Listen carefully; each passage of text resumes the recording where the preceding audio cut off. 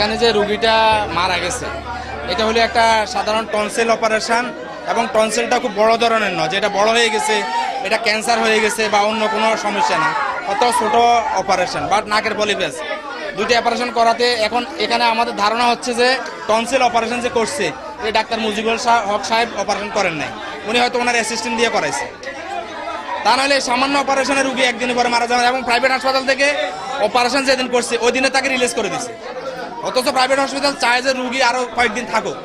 তার মানে মিস অপারেশনের কারণে তারা রুগীটাকে দ্রুত গতিতে এখান থেকে পাস করে দিচ্ছে।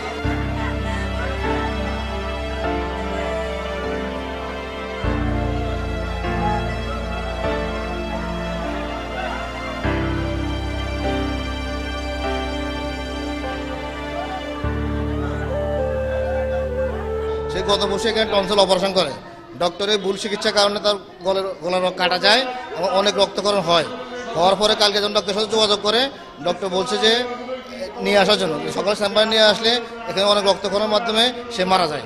আমরা আপনাদের মাধ্যমে এর আগে আমরা এখানে তথ্য পাইছি, এখানে আসার পর দেখলাম যে আরও অনেকজন এভাবে এখানে মারা গিয়েছিল, 2-1 লোক। আমরা এটা একটা সুষ্ঠু তদন্তের মাধ্যমে সুষ্ঠু একটি বিচার চাই, আমাদের কোনো দাবি নাই যেন আর কোনো মাহারিকোল এভাবে খালি না হয়।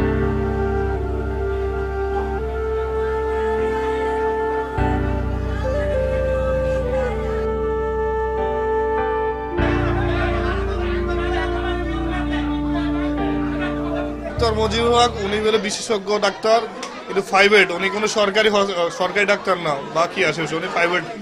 ওনার বাসার ভিতরে এগুলো হইতেছে, যত সব দেখতেছি ওনার বাসায়, এটা কোনো হসপিটাল না। উনি চেম্বারের ভিতরে অবসরটা করে, চেম্বারে রেখে ভিতরে করে। আমরা তো জানি না, বলতেছে সবাই বলতেছে ভালো, দেখার পর আসার পরে এখন দেখতেছি